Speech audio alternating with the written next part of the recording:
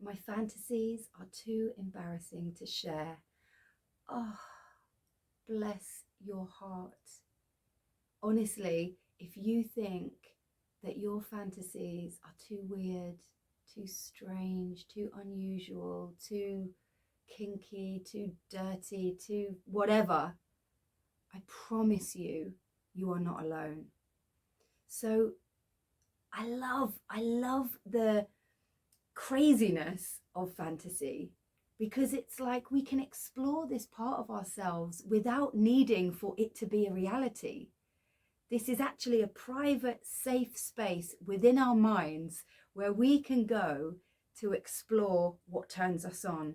And I have spoken to countless people who have all said, I just feel, I just can't do it. I just don't want to do it. It's weird.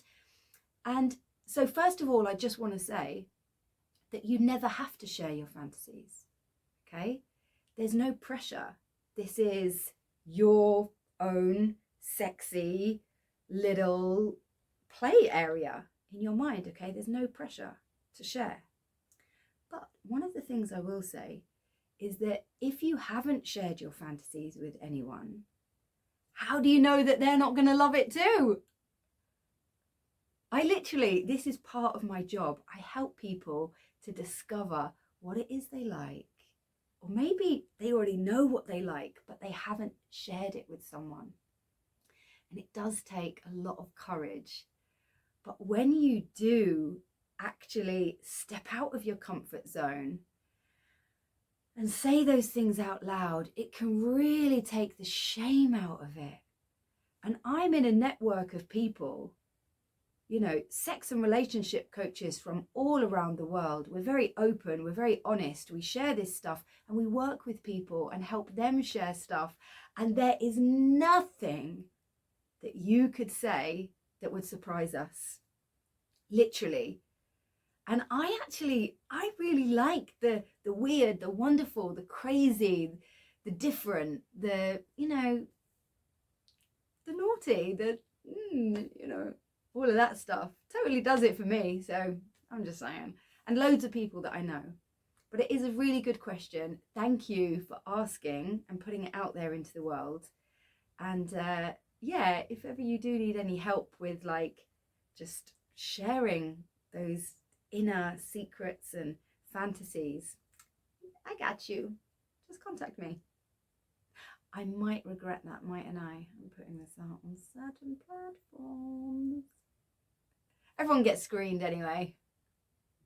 I just wanted to add also that I come from an industry where people's own unique sexuality is celebrated. Like it really is. You know, I've worked at countless amounts of shows where you've got somebody being led with a collar and chain in a gimp mask, or a grown-up in a diaper, or someone with like a dog or a pig head on, or a butt plug with a horse's tail coming out.